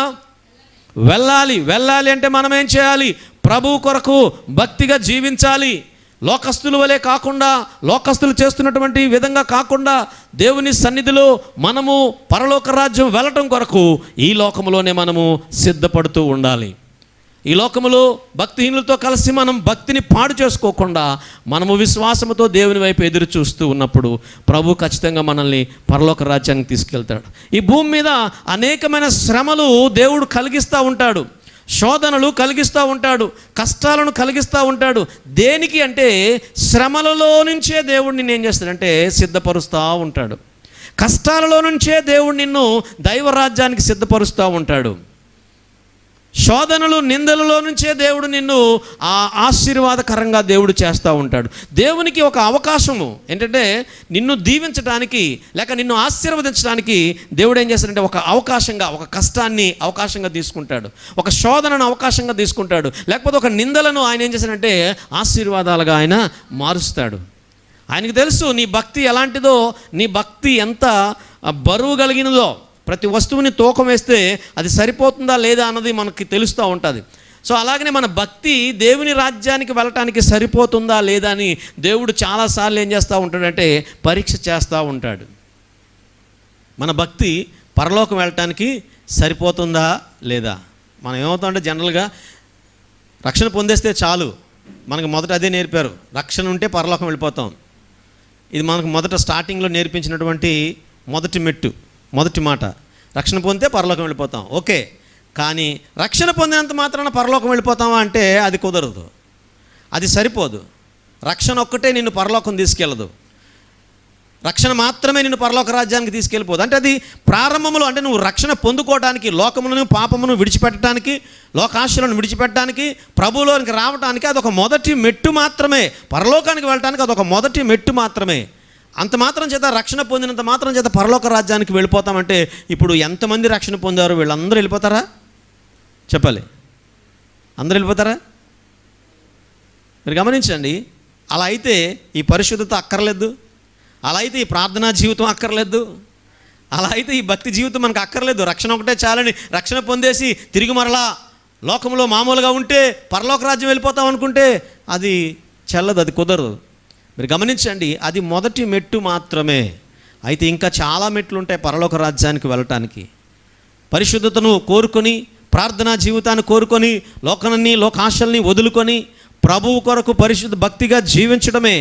అలా జీవించిన వారు మాత్రమే పరలోక రాజ్యానికి వెళ్ళగలుగుతారు. ఇప్పుడు దేవుడు ఆ పరలోక రాజ్యాన్ని ఇవ్వడాలి అంటే ఈ భక్తులందరికీ కూడా రక్షణ ఒకటే కాదు, రక్షణ తర్వాత చాలా ఉన్నాయి. ఇవన్నీ మనం చేయాలంటే ఆ వాటి విలువను మనం ఏం చేయాలంటే తెలుసుకోవాలి. ప్రతి దాని ఒక పరిశుద్ధత విలువ తెలియాలి అంటే మీరు గమనించండి, చెమట విలువ తెలియాలంటే ఎక్కడికి వెళ్ళి నిలబడాలి చెప్పండి? ఏసీ కింద ఏసీ దగ్గర ఉన్నాం అనుకోండి, కుర్చేసి కూర్చున్నాం అనుకోండి, చెమట ఎక్కుతుందా? ఎక్కదు. ఆ ఏసీ చల్ల గాలి తగులుతుంటే ఇంకేం చెమట ఎక్కుతుంది? చెమట ఎక్కదు. ఇప్పుడు చెమట విలువ తెలియాలంటే, చెమట ఎలా ఉంటుందో నువ్వు చెప్పాలి అంటే ఎండలోకి వెళ్తేనే, ఆ ఎండ వేడిమిని నీ శరీరం తట్టుకుంటేనే అప్పుడు నీకు ఎలా ఉంటుందంటే ఒక్కబెట్టి చెమట వచ్చి ఎలా ఉంటుందంటే గజిబిజ్ అయిపోతుంది అనమాట. చాలా కంగారుగా అయిపోద్ది, ఆ ఉక్కిరి అయిపోతుంది అనమాట. అది అప్పుడు చెప్పగలదు, అబ్బా ఎంత ఎండ అండి. ఎండను బట్టి వచ్చినప్పుడు లోపల రాగానే ఏం మాట్లాడతారు? ఎంత ఎండ అండి బాబు మామూలుగా అనుకున్నాం కానీ బయటికి ఇలా కనపడుతుంది కానీ ఒక్క పోసేస్తుంది, చాలా భయంకరంగా ఉందండి. ఇంకోటి అంటాడు ఇది గుబురెండండి అంటాడు. ఏంటంటే గుబురెండ అంటే ఎండ కనపడదు, ఎండలాగా కనపడదు, కానీ ఎండలా కనపడదు, చెమట మాత్రం ఉక్కపోతా వచ్చేస్తూ ఉంటుంది. దీన్ని గుబురెండ అంటారండి, కనపడదండి అంటారు. సరే, ఇదంతా ఎలా తెలుసుకోగలిగావు, నువ్వు ఎలా చెప్పగలుగుతున్నావు అంటే బయటికి వెళ్ళావు, ఎండలో ఉన్నావు, దాని బాధ ఏదో నువ్వు చూసావు కాబట్టి, దాని కష్టాన్ని నువ్వు అనుభవించావు కాబట్టి చెప్పగలుగుతావు. అదే నువ్వు ఏసీ కింద ఉంటే నీకు ఆ విలువ తెలియదు. ఈరోజు పరలోక రాజ్యం వెళ్ళటానికి అనేకమైన కష్టాలు, అనేకమైన శ్రమలు, అనేకమైన నిందలు, అనేకమైన అవమానాలు ఈ భూమి మీద మనం భరించాలి. అలా భరించినప్పుడే ఆ పరలోకపు యొక్క సుఖాన్ని చూడగలుగుతావు. ఇంత ఎండలో ఉన్న వ్యక్తి ఏదైనా ఒక చెట్టు నీడకు వచ్చాడు అనుకోండి, వాడి ప్రాణం ఎలా ఉంటుంది చెప్పండి ఒకసారి. ఒక గంట సేపు ఎండలో నడిచి చెమట కార్చి అలా ఎండలో ఉక్కిరిబిక్కిరైపోయిన ఆ వ్యక్తికి ఒక చల్లని చెట్టు నీడకు వచ్చి ఆ చెట్టు నీడలో ఆ చల్లని గాలి తగిలింది అనుకోండి, వాడి ప్రాణం ఎలా ఉంటుందంటే తెప్పరిల్లిపోద్ది. ప్రాణం ఎంత సేద తీరినట్టు ఉంటుందంటే అబ్బా ఎంత నీడ, ఎంత చల్లగా ఉంది, ఎంత గాలి అని చెప్పి హాయిగా ఉంటుందన్నమాట. మీరు గమనించండి, ఆ హాయికి అంటే ఆ చెట్టు అక్కడే ఉంటుంది, అదే నీడ ఎప్పుడు ఉంటుంది. కానీ ఎప్పుడైతే ఈ వ్యక్తి ఎండను అనుభవించి ఈ వేడిమిని తట్టుకొని ఆ నీడలోనికి వచ్చాడో అప్పుడు దాని విలువ ఏంటో ఆయన గ్రహించగలుగుతాడు. ఈరోజు గమనించండి, మనం ఈ లోకములో శ్రమలు కానివ్వండి, శోధనలు కానివ్వండి, కష్టాలు కానివ్వండి, నిందలు కానివ్వండి, అవమానాలు కానివ్వండి, వీటన్నిటినీ మనం అనుభవించగలిగితేనే ఆ పరలోకపు గొప్పతనాన్ని, దేవుని యొక్క ఆ రాజ్యాన్ని మనం ఎంతగా తెలుసుకోగలుగుతామంటే అబ్బా ఇంతగా ఉంటుందా, ఇంత గొప్ప రాజ్యమా, ఇంతగా ఉంటుందా దేవుని యొక్క పరిశుద్ధత, ఇంతగా ఉంటుందా దేవుడిచ్చే సంతోషం అని చెప్పి ఆ సంతోషపు విలువను మనం తెలుసుకోగలుగుతాం. కాబట్టి ఈ శ్రమలను ఆయన ఏం చేస్తాడంటే ఈ శ్రమలన్నింటిని కూడా ఆయన, ఈ కష్టాలన్నింటిని కూడా ఆయన సంతోషముగా మార్చే దేవుడు. ఆయన వాక్యములకు మాట్లాడాడు, నీ దుఃఖ దినములు సమాప్తమైన అంటాడు. ఆయన అంటాడు నీ కన్నీటిని నాట్యముగా మార్చే దేవుడు. కన్నీరు ఎప్పుడు వస్తుంది అంటే శ్రమలు, బాధలు, కష్టాలు, ఇరుకులు, ఇబ్బందులు ఇవన్నీ ఉన్నప్పుడే కన్నీరు వస్తుంది, బాధ వస్తుంది, దుఃఖం వస్తుంది. అయితే ఈ కన్నీటిని నాట్యంగా అంటే సంతోషంగా, ఆనందంగా మార్చే దేవుడట. అయితే ఈ కన్నీటిని మార్చాలంటే ఈ శ్రమలన్నింటిని కూడా తట్టుకోగలిగే శక్తిని ప్రభువు ఇస్తాడు. అయితే వాటన్నిటిని కూడా వస్తున్నాయని కంగారు పడి, ఆందోళన పడి, ఏమండి భయపడవలసిన పని లేదు. దేవుడు నిన్ను దీవించడానికి ఒక సమస్య కావాలి, నిన్ను ఆశీర్వదించడానికి ఒక కష్టాన్ని, ఒక శోధనని దేవుడు కోరుకుంటూ ఉంటాడు. అది గనక వచ్చినట్లయితే దానిలో నుండే, అందుకే భక్తుడైన యెషయా అంటాడు, శోధింపబడిన మీదట నువ్వు సువర్ణముగా మార్చబడదు అంటాడు. శోధింపబడిన మీద అంటే కష్టం వస్తేనే సుఖం యొక్క విలువను తెలుసుకోగలుగుతాం. లేకపోతే అన్ని సుఖాలు ఉంటే దాని విలువ దానికి తెలియదు. ఏమండి రోజు డబ్బులు ఆడుతుంటే డబ్బుల విలువ మనకేం తెలుస్తుందండి? రోజు ఒక 1000 సంపాదిస్తున్నావా? రోజు 1000 సంపాదిస్తున్నావా? రోజు 1000 సంపాదించిన వాడికి 1,00,000 ఒక విలువ కాదు, 1,00,000 ఒక పెద్ద లెక్క కాదు. ఏమి ఓ నెల రోజులు అయితే రోజు 1000 సంపాదిస్తున్నాం కాబట్టి నెలకు 30,000 వస్తుంది, 3 నెలలు తిరిగితే 1,00,000 రూపాయలు వచ్చేస్తుంది. దాని విలువ పెద్దగా ఏం తెలియదు. కానీ రోజు ఒక 100 రూపాయలు సంపాదించడానికి కష్టపడే వాడి కష్టాన్ని మనం చూస్తే, అమ్మ 1,00,000 మేము అంకిల్లో చూడడమే తప్ప ఏ రోజు మేము పట్టుకునేది మాకు తెలియదు అంటాడు. ఎందుకు? వాడు రోజు కష్టపడే కష్టం వాడికి తెలుసు. మీరు గమనించండి, అలాగున కష్టం పడితేనే, సమస్య వస్తేనే, శోధన వస్తేనే, ఇరుకులు వస్తేనే, ఇబ్బందులు వస్తేనే ఆ సంతోషపు విలువను మనం తెలుసుకోగలుగుతాం. ఆ ఆనందాన్ని, ఆ యొక్క దేవుడిచ్చే ఆ సంతోషాన్ని మనం అనుభవించగలుగుతాం. కాబట్టి గమనించండి, నోవాహు దినములలో జరిగినటువంటి ఆ యొక్క జలప్రళయం వలన భక్తిహీనులందరికీ ఎలాంటి నాశనం వచ్చిందో పరిశుద్ధులకు అంత ఎత్తైన స్థానంలో నిలబడగలిగారు. ఈరోజు ఇలాంటి గడ్డు పరిస్థితుల్లో, ఇలాంటి కష్టకాలంలో భక్తిహీనులు ఎంత లయమవుతున్నారో, లోకమంతా ఎంత నాశనం అవుతుందో నాకు తెలియదు. కానీ పరిశుద్ధులందరూ ఇంకాస్త పరిశుద్ధతలోనికి, ఇంకాస్త ఎత్తైన స్థానంలోనికి వెళ్ళటానికి ఇది గొప్ప అవకాశము. ఎందుకంటే చాలామంది ప్రార్థనలు చేస్తూ ఉన్నారు.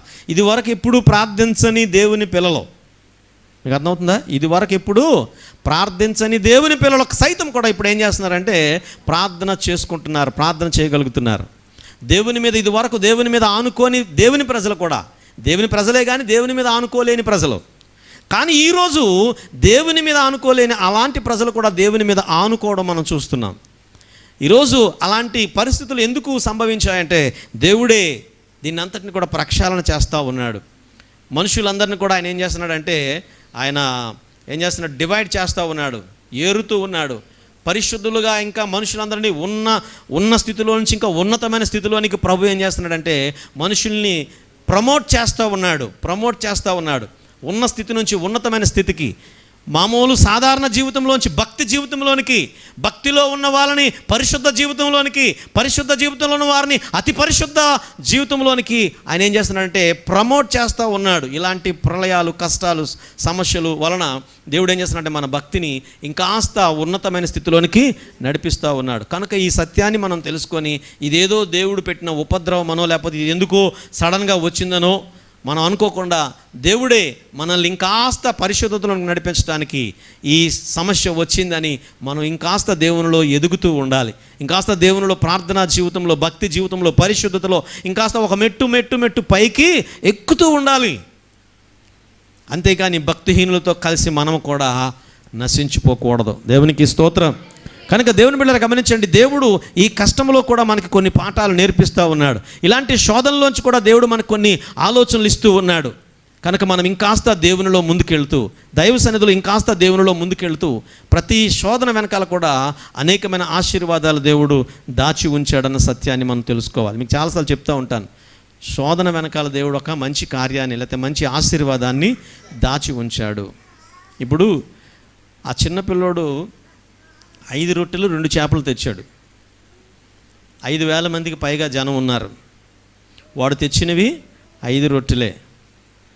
కానీ అవి యేసుక్రీస్తు యొక్క చేతుల్లోకి వచ్చినప్పుడు వాటిని ఆయన ఏం చేశాడంటే విరిచాడట. మీరు అక్కడ వాక్యం చదివితే, అది నా టాపిక్ కాదు కానీ చెప్తున్నాను, విరిచాడట. విరిచి వాళ్ళకి వడ్డించమని ఇచ్చాడట. ఎప్పుడైతే ఆయన ప్రార్థించి విరిచి వాళ్ళకి ఇచ్చాడో, అవి ఇప్పుడు 5 రొట్టెలే కానీ 5,000 మందికి సమృద్ధిగా తినగా ఇంకా 12 గంపలు మిగిలాయని మనం చూస్తాం. ఎలా మిగిలాయి, ఎలా సరిపోయాయి, ఎలా ఇంతమందికి అవి సమృద్ధిగా సరిపోయాయని కనుక మనం ఆలోచన చేస్తే, ఆయన ఏం చేశాడంటే ఆ రొట్టెలను ఏం చేశాడు, విరిచాడు. ప్రభు ప్రతి ఒక్కరిని ఆశీర్వదించే ముందు సమస్యల గుండా, శోధనల గుండా నడిపిస్తాడు, విరుస్తాడు వారి జీవితాలని. శోధనలు, కష్టాలు ఇవన్నీ పెడితే మనం అనుకుంటాం, ఈ శోధనలు ఎందుకు వచ్చాయి, ఈ కష్టాలు ఎందుకు వచ్చాయి, దేవుడు మాకే ఎందుకు పెట్టాడు ఈ కష్టాలు, మాకే ఎందుకు పెట్టాడు ఈ సమస్యలని మనం అనుకుంటాం. కానీ ఆ శోధన వెనకాల ఒక గొప్ప ఆశీర్వాదాలు దాగి ఉన్నాయన్న సత్యాన్ని మనం తెలుసుకోవాలి. బైబిల్లో యోసేపు అనే ఒక వ్యక్తి ఉంటాడు, ఆదికాండంలోనే.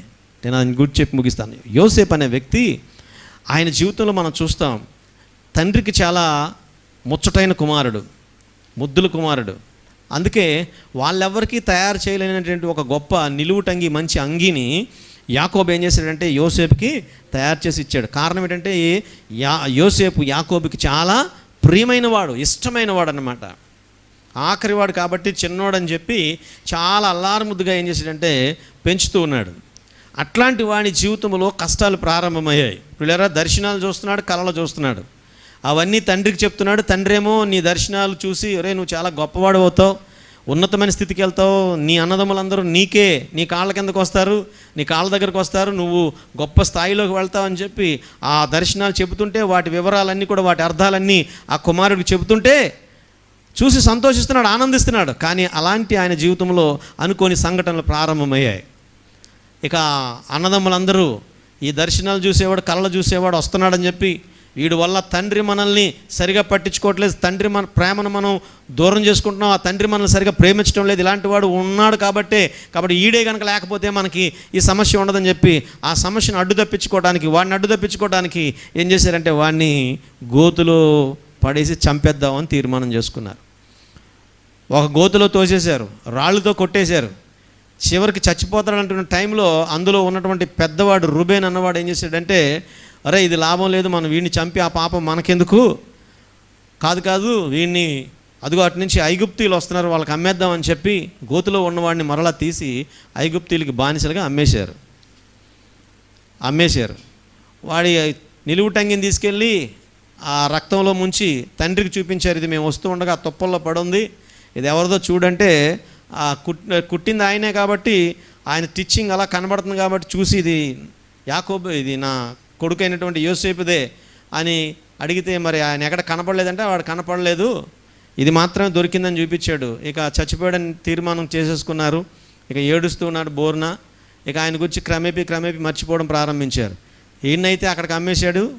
ఆ ఐగుప్తీయులు వాడిని తీసుకొని వెళ్ళిపోయారు, వాడిని బానిసగా ఒక పాలేరుగా చేసుకున్నారు. చివరికి వాడు ఎక్కడికి చేరాడంటే పొతీఫర్ ఇంటికి చేరాడు. పొతీఫర్ ఇంట్లో పాలేరు పని చేస్తూ ఉన్నాడు. ఇక అక్కడ కూడా ఇంకొక శోధన, ఒక శోధన తర్వాత ఇంకొక శోధన తర్వాత ఇంకొక శోధన, అక్కడ కూడా శోధన ప్రారంభమైంది. ఇక అక్కడి నుంచి ఆయన మీద అన్యాయంగా మనం చూస్తాం కదా, అన్యాయంగా ఆ నింద పడింది. ఆమె చెప్తుంది, వీడు నా చేయి పట్టుకున్నాడని చెప్పి ఆ పొతీఫర్ భార్య అంతా చెప్పగానే అన్యాయంగా వాడిని ఏం చేశారు, తీసుకెళ్ళి చెరసాల్లో పెట్టారు. భయంకరంగా కొట్టి హింసించి చెరసాల్లో పెట్టారు. ఇప్పుడు చెరసాల్లో ఉన్నాడు. మీరు గమనించండి, ఒక్కొక్క మెట్టు మనం చూస్తే ఆయనకు వచ్చే దర్శనాలేమో ఉన్నతమైన స్థితిలో ఉంటాం, గొప్పవాడైపోతాం. ఇలాంటి దర్శనాలు వస్తే వాడికి జరుగుతున్నవన్నీ చూస్తూ ఉంటే శ్రమలు, శోధనలు, కష్టాలు, నిందలు, చేయలేని పని చేశామని అవమానాలు ఇవన్నీ కలుగుతూ ఉన్నాయి. వీటన్నిటిని చూస్తూ చాలా బాధపడతా ఉన్నాడు. దేవుడేమో అలా చేస్తానన్నాడు, ఇలా చేస్తానన్నాడు, నాకేమో ఇలా జరుగుతూ ఉన్నాయి. దేవుడు ఎక్కడున్నాడు? ఇంకా దేవుని మీద ఇంకెలా విశ్వాసం కలిగి ఉంటాం, ఎలా భక్తిగా ఉంటాం? ఇప్పుడు దేవుడు మనల్ని దీవించాలని, మన బాధలు పోవాలని, మన కష్టాలు పోవాలని దేవుని దగ్గరికి వస్తున్నాం. ఈ దేవుని ఎందుకు తెలుసుకున్నాం? మన శ్రమలు, మన బాధలు, ఇరుకులు, ఇబ్బందులన్నీ పోతాయని, హ్యాపీగా ఉంటాం, సంతోషంగా ఉంటామని చెప్పి ఈ దేవుని దగ్గరికి వచ్చాం. కానీ ఈ దేవుని దగ్గరికి వచ్చిన తర్వాత ఇంకా మరి కాస్త సమస్యలు ఎక్కువవుతున్నాయి, శోధనలు వస్తున్నాయి, కష్టాలు వస్తున్నాయి, ఇంకా చాలా అనేకమైన రకమైన నిందలు, అవమానాలు, చేయలేనివి కూడా చేశామని అలా ఇలా రకరకాల నిందలు, అవమానాలు కూడా వస్తూ ఉన్నాయని చెప్పి ప్రజలు ఇంకాస్త దేవుని మీద ఎలా విశ్వాసం కలిగి ఉంటారు, ఎలా దేవునిలో ముందుకెళ్తారు? అయితే మీరు గమనించండి, యోసేపు అయితే అలా అనుకోలేదు. కానీ ఎన్ని కష్టాలున్నా ప్రభు తీరుస్తాడులే, సహాయం చేస్తాడులే అని చెప్పి ప్రభు కొరకు నిలబడి జీవించాడు. చెరసాల్లోనే ఉన్నాడు. ఆ చెరసాల్లో ఉంటే మీరు గమనించండి, ఆదికాండంలో ఒకసారి చూద్దాం, ఒక్కసారి ఆ మాట చెప్పి నేను ముగిస్తాను. 41వ అధ్యాయం 12వ వచనం చదువుకుందాం. 41వ అధ్యాయము 12వ వచనం.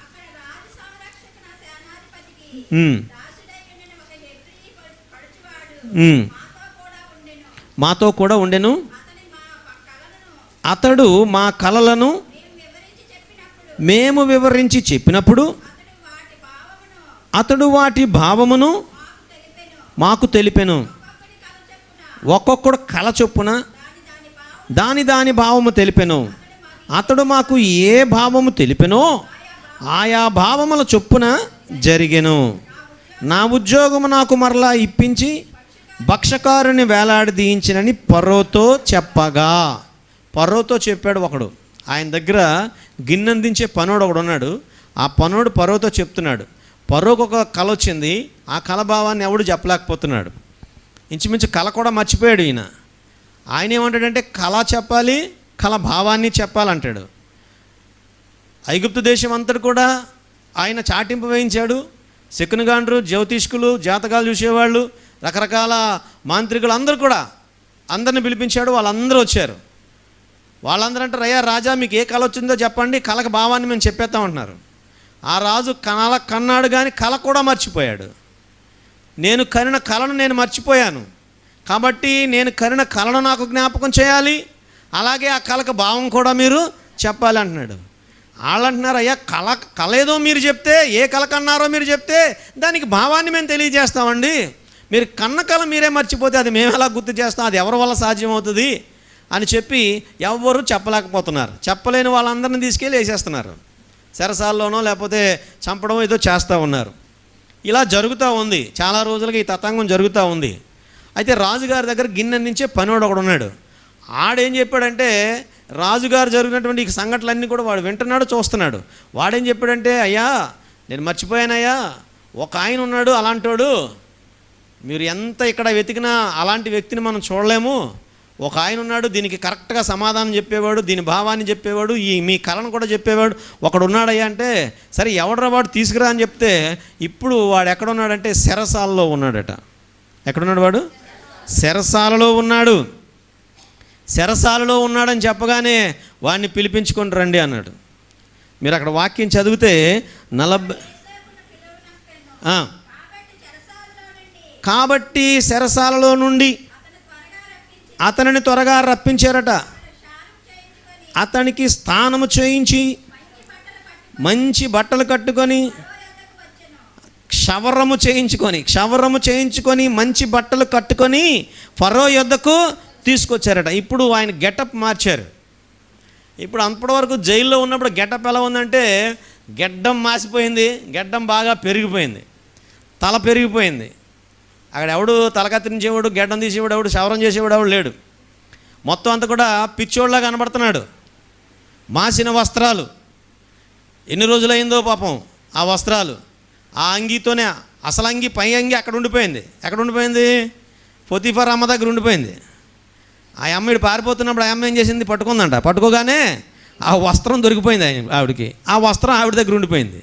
ఇక చూస్తే మనోడికి సరైన వస్త్రాలు లేవు, దాంతోనే జైల్లో ఉన్నాడు, చెరసాల్లో ఉన్నాడు. వాడు గెటప్ చూస్తే భయంకరంగా ఉంది. వానికి స్నానం చేయించారట, క్షవరం చేయించారట, కొత్త వస్త్రాలు వేయించి రాజు ముందర తీసుకొచ్చి నిలబెట్టారు. రాజు వాడిని అడిగాడు ప్రశ్న, నేను ఒక కల కన్నాను, ఆ కళ నేను మర్చిపోయాను, ఆ కళని నువ్వు జ్ఞాపకం చేయాలి, అలాగే కళకు ఉన్న భావాన్ని కూడా నువ్వు చెప్పాలి అన్నారు. ఆయన అంటాడు, ఇది నా వలనైతే జరిగే పని కాదండి. చదువుతారా మాట? నేను ఫరోతో చెప్పిన మాట ఇదే, దేవుడు తాను చేయబోతున్నది ఫరోకు చూపించాడు. ఇది దేవుడు చూపించాడు. దేవుడు తప్ప నేను ఇది చేయలేను, నేను ఇది చెప్పలేను అని ఆయన ఏం చేశాడంటే, ఆయన కళ చెప్పాడట. మీరు కన్న కళ ఇదేండి అని చెప్పి ఆ కళ చెబుతూ ఉంటే ఫరో ఆశ్చర్యపోతున్నాడు. అవును అలాగే అవును అదే జరిగింది అవును అలాగే వచ్చింది. అవంతా గుర్తు చేసుకున్నాడు. కళంతా చెప్పిన తర్వాత దాని భావం ఏంటంటే, ఇదిగో రాబో 7 సంవత్సరాలు సమృద్ధిగా మీ దేశంలో, మన దేశంలో పంటలు పండుతాయి. దానిని మనం గనక స్టోర్ చేసుకున్నట్లయితే, దాన్ని జాగ్రత్తగా కొట్లు కట్టించి ఆ కొట్లలో మనం దాచుకున్నట్లయితే, తరువాత ఇంకొక 7 సంవత్సరాలు భయంకరమైన కరువు వస్తుంది. ఆ కరువు కాలంలో ఈ దాచిన ఈ ఆహారాన్ని అంతా ప్రజలకు పంచినట్లయితే కరువు లేకుండా ప్రజలందరూ కూడా కరువును తప్పించుకోగలుగుతారు అని ఆయన చెప్పాడు. ఇది ఆ దర్శన భావము, మీరు కన్న కళ అని చెప్పగానే అప్పుడు ఆయన అంటాడు, వీడిలాంటి దైవ ఆత్మ కలిగిన వారు ఇంకొకరు లేరు. చూచి ఇతని వలె దేవుని ఆత్మ కలిగిన వారు కనుగొనగలమా? అప్పుడు అతని ఆస్తి అంతటి మీదకి, పరో ఆస్తి అంతటి మీదకి ఆయన ఏం చేశారట? అధికారినిగా పెట్టారట. దేవునికి స్తోత్రం. ఈయన ఒక మామూలు రబ్బర్ స్టాంప్ మాత్రమే. మన పనిచేసేదంతా ఎవరు? అధికారం అంతా ఎవరిది? యోసేపుదే. దేవునికి స్తోత్రం. ఇప్పుడు యోసేపు ఆ ఐగుప్తు దేశానికి ప్రధానమంత్రిగా, అధికారిగా, దేశానంతటినీ ఏలే పరిపాలించే గొప్ప భాగ్యాన్ని పొందుకోగలిగాడు. దేవునికి స్తోత్రం. కారణం ఏంటో తెలుసా? ఆయనకు వచ్చిన ప్రతి కష్టం, ప్రతి సమస్య, ప్రతి ఒక్క శోధనను ఆయన అధిగమించగలిగాడు, తట్టుకోగలిగాడు. శోధనలు, కష్టాలు, ఇరుకులు, ఇబ్బందులు అన్నింటిని కూడా ఆయన ఫేస్ చేశాడు, చూశాడు, తట్టుకున్నాడు. అలా చేయగలిగాడు కాబట్టి ఆయన ఏమయ్యాడంటే ఐగుప్తు దేశానికి ప్రధానమంత్రి అయ్యాడు. ఈరోజు మనకు ఎదురవుతున్న సమస్యలు, శోధనలు, కష్టాలు, నిందలు, అవమానాలు, వీటన్నిటిని మనం ఫేస్ చేస్తే, వీటన్నిటిని కూడా మనం ఎదిరించగలిగితే, వీటన్నిటిలో కూడా మనం నిరీక్షణ కోల్పోకుండా, అవిశ్వాసముగా జీవించకుండా, దేవునిలో గనక విశ్వాసముతో బలంగా ముందుకు వెళ్ళగలిగితే, ఈ కష్టాలన్నీ తట్టుకోగలిగితే, ఈ అవమానాలన్నింటినీ భరించగలిగితే, దేవుడు వీటి తర్వాత ఓ గొప్ప ఆశీర్వాదాలను ప్రభు మనకి ఇస్తాడు. ఇలాంటి జీవితంలోంచి దేవుడు మనల్ని ఎత్తైన స్థాయిలోకి దేవుడు మనల్ని తీసుకెళ్తాడు. దేవునికి స్తోత్రం. ఈ శోధనలో కనుక మనం పడిపోయినట్లయితే, ఈ ఇబ్బందుల్లో మనం పడిపోయినట్లయితే, ఈ అవమానాలు, ఈ నిందలు చూసి భరించలేక మనం ఏదో చేసుకొని, మనం ఏదో అయిపోయి, మనం అలా ఇలా వాళ్ళలాగా కలిసిపోయి లోకంలో కలిసిపోయినట్లయితే ఆ ఎత్తైన స్థాయికి మనం వెళ్ళలేం. ఆ ఎత్తైన ఉన్నతమైన స్థితిలోనికి మనం వెళ్ళలేం. గమనించండి, 120 సంవత్సరాలు భయంకరమైనటువంటి శ్రమలను అనుభవించి ఆ వాడ నిర్మాణానికి ఎంతో ప్రయాసపడి ఆ వాడను కట్టగలిగాడు. కాబట్టి ఆ 120 సంవత్సరాలు పూర్తయిన తరువాత నేల మీద ఉన్నటువంటి వ్యక్తి కుటుంబం ఎక్కడుంది? ఇప్పుడు పర్వతాలపైన ఉంది. దేవునికి స్తోత్రం. ఈరోజు నీవు ఈ లోకమనే ఈ భూమి మీద నివసిస్తున్నటువంటి నీవు, ఈ లోకమనే అరణ్యములు లేక ఈ లోకమనే సముద్రములో నివసిస్తున్న మనము ఎత్తైన పరలోకమనే అరారోతు పర్వతాల దగ్గర మనం నివసించాలి. అక్కడ ఉండాలి అంటే ఈ లోకములో ఎదురవుతున్న వీటన్నిటిని కూడా మనం ఏం చేయాలంటే ఎదుర్కోగలగాలి, సహించగలగాలి, భరించగలగాలి. వీటిని భరిస్తూనే నిందలు వస్తూనే ఉంటాయి, అవమానాలు కలుగుతూ ఉంటాయి. తిట్టేవారు తిడుతూ ఉంటారు, పొగిడేవారు పొగుడుతూ ఉంటారు. దేవునికి స్తోత్రం. అంతే కదండి. మనల్ని మంచోళ్ళు అనేవారు మంచోళ్ళు అంటారు, చెడ్డోళ్ళు అనేవారు అంటారు. వాళ్ళు ఉంటారు, వీళ్ళు ఉంటారు. నిజానికి వీళ్ళు లేకపోతే, ఎవరు లేకపోతే, చెడ్డవారే లేకపోతే, నిన్ను నిందించేవారే లేకపోతే, నిన్ను అవమానించేవారే లేకపోతే, నిన్ను తోలనాడేవారే లేకపోతే, నిన్ను కష్టాలు పెట్టేవారే లేకపోతే నీ భక్తి జీవితం పెరగదు, నీ ప్రార్థన పెరగదు, నీ విశ్వాసం పెరగదు. నువ్వు దేవుని మీద ఇంకాస్త ఉన్నతమైన స్థితిలో దేవుని మీద ఇంకాస్త ఆనుకొనవు. వాళ్ళు ఉండాలి. దేవునికి స్తోత్రం. ఎవరు ఉండాలి? నిన్ను తిట్టే వాళ్ళు ఉండాలి, నిన్ను అవమానించే వాళ్ళు ఉండాలి, నిన్ను నిందించే వాళ్ళు ఉండాలి, నిన్ను శోధించే వాళ్ళు ఉండాలి. అలా ఉంటేనే వాటిలోండి మనం ఉన్నతమైన స్థితికి వెళ్ళగలం. కనుక ఈ ఉదయకాల సమయంలో దేవుని బిడ్డలారా గమనించండి, నీకున్న ఈ శోధనలన్నీ, నీకున్న ఈ కష్టాలన్నీ దేవుడు ఆశీర్వాదాలుగా మారుస్తాడు. దేవునికి స్తోత్రం. ఆశీర్వాదాలుగా మారుస్తాడు. ఏ కష్టం వలన నువ్వు ఈ లోకాల్లో భయంకరమైన స్థితిలోనికి వెళ్ళిపోలేవు. ఈ లోకంలో ఎన్ని కష్టాలు వచ్చినా, ఎన్ని శ్రమలు వచ్చినా, ఎన్ని ఇబ్బందులు వచ్చినా తట్టుకొని ప్రభు కొరకు జీవించగలిగితే, తట్టుకొని ప్రభు కొరకు గనక నువ్వు బ్రతకగలిగితే, ఈ నిందలు అవమానాలన్నింటిని కూడా నువ్వు భరించగలిగితే నీవు ఉన్నతమైన స్థితికి వెళ్తావు. ఆ ఉన్నతమైన పరలోక రాజ్యానికి, పరలోక రాజ్యం ఎక్కడ? ఎత్తైన స్థలంలో ఉంది. ఆ ఎత్తైన స్థలంలో ఉన్న పరలోక రాజ్యంలోనికి నీవు నేను ఉండాలి అంటే ఈ లోకంలో ఎదురవుతున్న ఈ సమస్యలన్నింటినీ కూడా మనం భరించాలి, ఎదుర్కోవాలి. ఇప్పుడు నీకు ఏ సమస్యలు వస్తాయో నాకు తెలియదు. అవి ఆర్థిక సమస్యలు కావచ్చు, అవమానాలు కావచ్చు, నిందలు కావచ్చు, నువ్వు చేయలేనివి చేశామనో, నిన్ను నీ ఇంటివారే, నీ కుటుంబస్తులే, నీకు నీ రక్త సంబంధులే నిన్ను అవమానపరిచి ఉండవచ్చు, నిన్ను శోధించి ఉండవచ్చు. అయినా నువ్వు భరించి దేవుని కొరకు నువ్వు గనక వాటిని సహించి ప్రభువులో ముందుకు వెళ్ళినట్లయితే, ప్రభువులో నువ్వు ఇంకా విశ్వాసంతో జీవించినట్లయితే ప్రభు తప్పక నీ అవమానాలన్నిటినీ, నీ కన్నీటిని, నీ దుఃఖాన్ని నాట్యముగా మారుస్తాడు. సంతోషించే స్థితికి ప్రభు నిన్ను ఒక దినాన్ని తీసుకెళ్తాడు. దేవునికి స్తోత్రం. నీ కష్టాలన్నీ తొలగిస్తాడు, గొప్ప ఆశీర్వాదాలు ప్రభు ఇస్తాడు. అంతేకాదు ఉన్నతమైన ఎత్తైన పరలోక రాజ్యాన్ని ప్రభు నీకు అనుగ్రహిస్తాడు. వీటన్నిటిని భరించగలిగితే, వీటిని తట్టుకోకుండా పరలోక రాజ్యంలోనికి మనం వెళ్ళలేం, ఎత్తైన స్థలంలోనికి మనం వెళ్ళలేం. ఆ నోవాహు ఓడ నీళ్ల మీద నడిచింది ఎత్తైన అరారోతు పర్వతాల మీదకి. చివరికి 40 రోజులు కంప్లీట్ అయిన తర్వాత నిలిచింది. ఈరోజు దేవుడు నిన్ను శోధించే సమయాన్ని నువ్వు గనక తట్టుకొని, ఎంతకాలము, సంవత్సరం అవ్వచ్చు, అది 2 సంవత్సరాలు అవ్వచ్చు, 10 సంవత్సరాలు అవ్వచ్చు.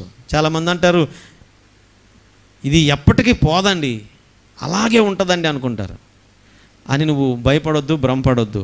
అవి పోయే రోజు ఒక రోజు ఉంది, వాటి నుండి విడుదల పొందుకునే రోజు ఒక రోజు ఉంది. నాకే ఎందుకండి అనుకోవద్దు. దేవుడు నిన్ను ప్రేమిస్తున్నాడు గనక, తన్ను ప్రేమించే వారికే ఎక్కువగా సమస్యలు వస్తూ ఉంటాయి, కష్టాలు వస్తూ ఉంటాయి. దాన్ని బట్టి మనం తెలుసుకోవాల్సింది ఏంటంటే, ప్రభువుకి ఈ సమస్యలు బట్టి నేను ప్రభువుకి చాలా ఇష్టం అనుకోవాలి. దేవునికి స్తోత్రం. ఈ కష్టాలను బట్టి ప్రభువుకి నేను చాలా ఇష్టరాలని, చాలా ఇష్టుణ్ణి అని చెప్పి దేవుని సన్నిధిలో దేవుని స్తుతించాలి, మరెక్కువగా దేవుని గణపరచాలి. కాబట్టి ఈ ఆర్థిక సమస్యల వలనో, ఈ అప్పుల వలనో, లేకపోతే ఈ నిందల వలనో, అవమానాల వలనో నీ భక్తి జీవితాన్ని పాడు చేసుకోకుండా ప్రభు కొరకు ఎదురు చూడండి. ప్రభు ఖచ్చితంగా నేల మీద ఉన్న నిన్ను ఒక దినాన్ని పరలోకం తీసుకెళ్తాడు. దేవునికి స్తోత్రం. ఇలాంటి కరోనా టైంలో ఉద్యోగాలు లేక, పనులు లేక, ఇబ్బంది లేక చాలామంది ఆర్థికంగా ఎంతో ఇబ్బందులు పడ్డారు. అయినా కూడా సమస్యలున్నా, అప్పులున్నా, కష్టాలున్నా, శోధనలున్నా, నిందలున్నా, ఏమున్నా కూడా ప్రభువు నీ స్థితిని మార్చడానికి ఇది ఒక మంచి అవకాశం అని గ్రహించి, ఇలాంటి పరిస్థితుల్లో దేవుడు నిన్ను ఇంకా ఒక ఉన్నత మెట్టు మీద ప్రభు నిన్ను ఉంచాలని ఆశపడుతున్నాడే తప్ప దేవుడు నీకు ఎలాంటి హాని చేయడు. కనుక ఇలాంటి ఉపద్రవం వచ్చిందంటే భక్తిహీనులందరూ నశిస్తారు, భక్తిపరులందరూ ఇంకా ఉన్న స్థితి నుంచి ఉన్నతమైన స్థితిలోనికి వెళ్ళగలుగుతారు. నోవాహు గమనించండి, జలప్రలయం వచ్చిందంటే భక్తిహీనులందరూ నశించారు, కానీ నోవాహు మాత్రం ఉన్న స్థితి నుంచి ఎక్కడికి వెళ్ళాడు? ఉన్నతమైన స్థితిలోకి వెళ్ళాడు. దేవునికి స్తోత్రం చెప్దాం. ఉన్న స్థితి నుంచి ఉన్నతమైన అరారోత్ అనే ఎత్తైన పర్వతాల మీదకి వెళ్ళి నిలబడగలిగాడు. చూస్తే అద్భుతం. ప్రపంచం అంతా ఆయన చూస్తే ఆ రోజు బయటికి రాగానే చూస్తే ఆశ్చర్యపోతున్నాడు. ఇంత ఎత్తైన శిఖరం మీదకి ఎలా రాగలిగాను? కేవలము దేవుని మీద విశ్వాసము, దేవుని మీద ఆయనకున్న నమ్మకము, దేవుని మీద ఆయనకున్న భక్తి, ఆయన యొక్క పరిశుద్ధత, ఇవన్నీ ఆయన ఏం చేసిందంటే ఆ ఎత్తైన స్థాయికి తీసుకెళ్ళింది. ఈరోజు నీకున్న ప్రార్థనా జీవితం, ఈరోజు నీకున్నటువంటి పరిశుద్ధత, ఈరోజు నీకున్నటువంటి ఆ భక్తి జీవితము నిన్ను ఉన్నతమైన స్థితిలో నిలబెడుతుంది. ప్రియులరా, ఒక దినాన్ని ఇదే ఏ భక్తినైతే నువ్వు కాపాడుకుంటున్నావో, ఏ విశ్వాసాన్ని నువ్వు కాపాడుకుంటున్నావో, ఏదైతే భక్తిహీనులతో కలిసిపోయి నువ్వు నాశనం అవ్వకుండా నీ భక్తిని కాపాడుకుంటున్నావో, ఆ భక్తి నిన్ను ఏం చేస్తుందంటే ఒక రోజున ఉన్నతమైన స్థితిలో నిన్ను నిలబెడుతుంది. ఏ ధనవంతులైతే నిన్ను ఆ రోజు చూస్తారో వారు నరకం నుంచి, అయ్యో మనకున్నవన్నీ కావాలనుకున్నాం, ఆ భక్తిని మనం కోరుకోలేదు, ఆ పరిశుద్ధతను మనం కోరుకోలేదు, ఆ ఉన్నతమైన జీవితాన్ని మనం కోరుకోలేదు, లోకం కావాలని, లోక ఆశలు కావాలని, లోకంలో ఉన్నవన్నీ మనం చేసుకున్నాం, అందుకే మనం ఇక్కడికి వచ్చాం, అందుకే వాళ్ళు అక్కడ ఉన్నారని చెప్పి ఆ రోజున ఆశ్చర్యపోయే సమయము ఆసన్నమవుతుంది. కనుక అప్పటి వరకు ప్రియ దేవుని బిడ్డలారా, దేవుని కొరకు భక్తిగా జీవిద్దాం, దేవుని కొరకు పరిశుద్ధంగా ఉందాం, దేవుని కొరకు యథార్థంగా బ్రతుకుదాం. ఎన్ని సమస్యలు వచ్చినా, ఎన్ని కష్టాలు వచ్చినా వాటన్నిటిని సహిద్దాం. యోసేపు అలా సహించగలిగాడు కాబట్టి ఆ యొక్క ఫరో యొక్క స్థితిలోకి వెళ్ళగలిగాడు. ఐగుప్తు దేశం అంతటికి ప్రధానమంత్రి అవ్వగలిగాడు. ఆ కష్టాలన్నిట్లో కూడా సహించాడు, భరించాడు, భక్తిగా ఉన్నాడు. ఈరోజు నీకు ఎదురవుతున్న ఏ సమస్య అయినా సరే పరిశుద్ధంగా ఉండు, జీవించు. ఖచ్చితంగా దేవుడు ఒక దినాన్ని నిన్ను ఉన్నతమైన స్థితికి తీసుకెళ్తాడు. ప్రార్థన చేసుకుందాం. ఈ కొద్ది మాటలు దేవుడు తన వినికిడిలో దీవించుగాక. ప్రార్థన చేసుకుందాం. ప్రియులరా, ప్రార్థన చేసుకుందాం. పరిశుద్ధుడైన తండ్రి, ప్రేమ నమ్మకమైన మా ప్రభువా, నీకు వందనాలు, స్తోత్రాలు చెల్లిస్తున్నాను. ఉదయకాల సమయంలో ఇంతవరకు ఆరాధనలో ప్రభువా మీరు నడిపించిన విధానం బట్టి నీకు వందనాలు. పాటలతో స్తుతించి ఘనపరిచి స్తుతి ఆరాధన ద్వారా నీ నామాన్ని మహింపరిచాం. కనుక ఇదిగో తండ్రి, నోవాహును మా ముందుంచి ఇలాంటి కష్టకాలంలో ప్రభువా, ఇలాంటి దుర్దినములలో ప్రభువా నాయన, నోవాహు కుటుంబంలో జరిగినటువంటి ఆ సంఘటన ప్రభువా మీరు మా ముందుంచారు. తన కుటుంబాన్ని ఎలా రక్షించుకోగలిగాడో ప్రభా, ఎలా ఆ ఎత్తైన స్థితిలోనికి వెళ్ళగలిగాడో ప్రభా, ఈ దినం మీరు మాతో మాట్లాడినందుకు వందనాలు.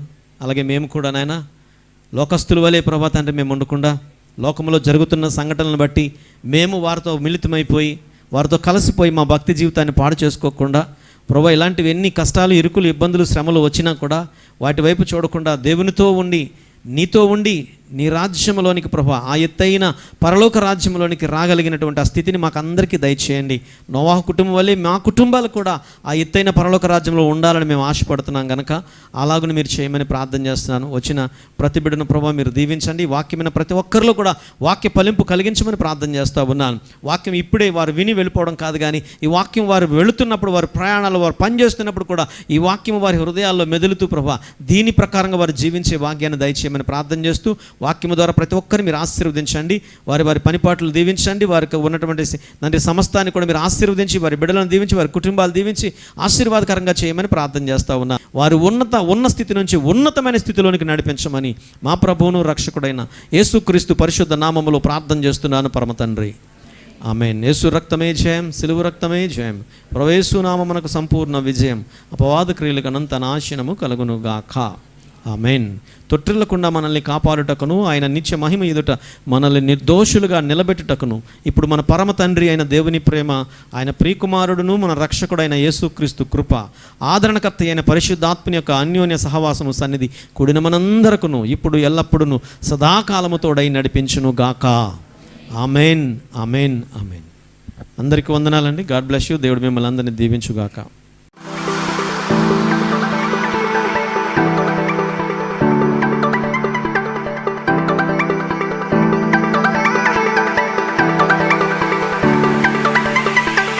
ప్రభువైన యేసుక్రీస్తు నామంలో మీ అందరికి మరొకసారి వందనాలు తెలియజేస్తున్నాను. ఈ యొక్క ఛానల్ ద్వారా చెప్పబడుతున్న వాక్యాలు ఎంతోమందికి దీవెనకరంగా, ఆశీర్వాదకరంగా ఉన్నాయని మేము నమ్ముచున్నాం. మాకు చాలా కాల్స్ వస్తున్నాయి. మేము అలాగే నాన్నగారు చెప్తున్న వాక్యాలు చాలామందికి ఆశీర్వాదకరంగా ఉన్నాయని, అలాగే పాటలు పాడుతున్నప్పుడు వాళ్ళు కూడా చాలామంది సంతోషిస్తున్నారు. సో మీకు ఇంకా ఎటువంటి మోర్ వీడియోస్ కావాలనుకుంటే మా యొక్క ఛానల్ని, లవ్ అండ్ కంపాషన్ మినిస్ట్రీస్ అనే ఛానల్ని సబ్స్క్రైబ్ చేసుకోండి. అలాగే లైక్ చేయండి. అలాగే మీ యొక్క స్నేహితులతో, బంధువులతో షేర్ చేయండి. వాళ్ళకి మీరు ఒక వాక్యాన్ని మీరు షేర్ చేసిన వారుగా అవుతారు.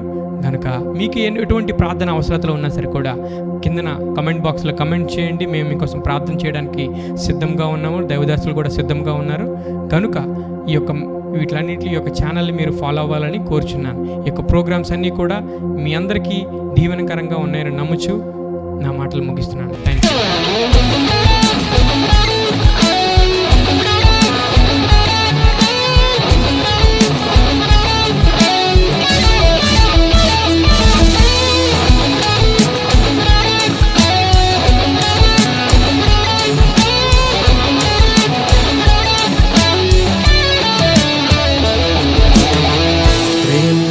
దేవా, క్షమించే దేవా, నా దేవా, నా దేవా నీవే.